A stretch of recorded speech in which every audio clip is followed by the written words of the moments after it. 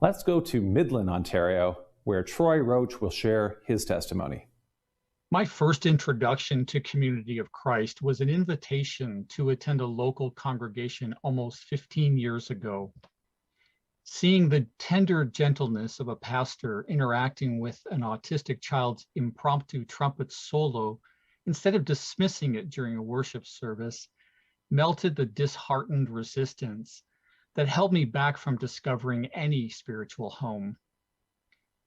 As someone who spent 20 years as a faith refugee, disaffected by fundamentalist obligations and expectations, it was quite refreshing to bear witness to the kindness and patience of a community whose spiritual language spoke plainly to the deep yearning welling up in my aching soul. And it gave voice to the nudge I had long ignored until then. In that instance, the spirit and presence of that congregation helped open a doorway of transformative experiences that continue to be nurtured in me today.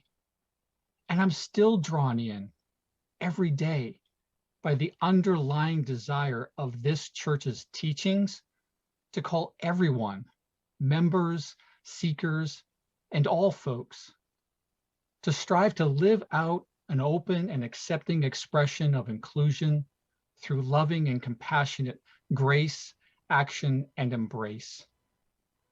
That really resonates with me.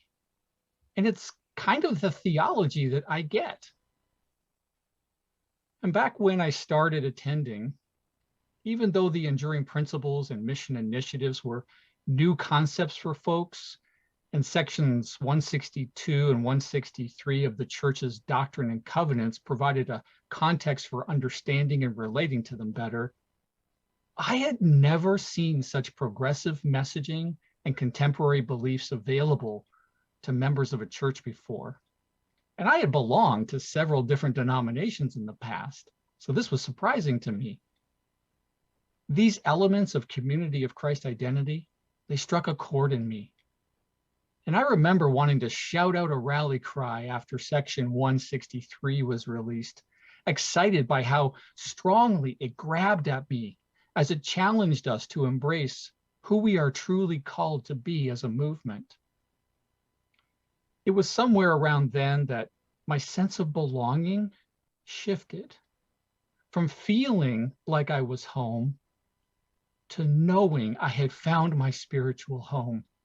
At first affirmed by baptism and then through confirmation, but it was reaffirmed with the release of section 164 and the lens it gave me to look through at the new journey I had embarked upon.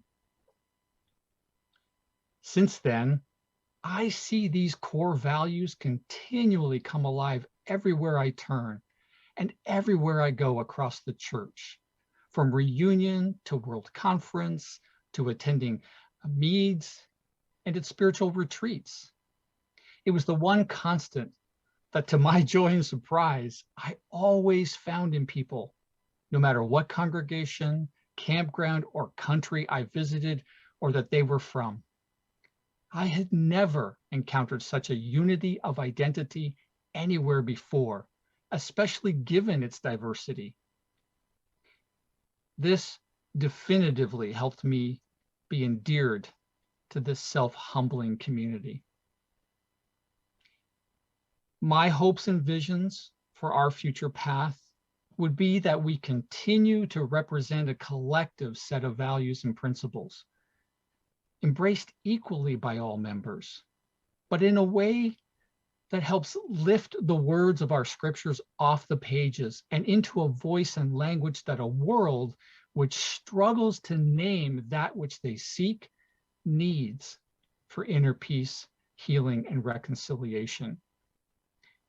While at the same time that we can maintain our momentum as a movement toward new understandings, expressions, spiritual practices, and relationships that are characteristic of God's nature by joining in mutuality with others who we might already identify as doing the mission of Jesus Christ, even though perhaps they're not naming it that way.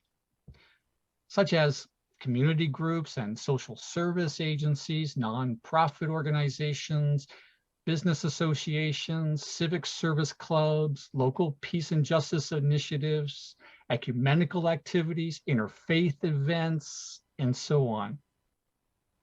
And that in Canada, we are brave enough to expand missionally beyond the sometimes conservative messaging of the larger church and into the context of the unique spiritual landscape of our post-Christian culture to better understand one another and foster nurturing relationships. And may we be a church that is constantly seeking to understand itself, never forgetting to reflect on our own journey as the stranger, longing to discover a sense of belonging in a world of imprinted beliefs and behaviors, responding to the invitation to leave our baggage at the door. Let us discern together the community that values the otherness in us, that we might desire to pay our experiences forward as an expression of gratitude for the grace that formed us. Perhaps we can be the best kept secret no longer.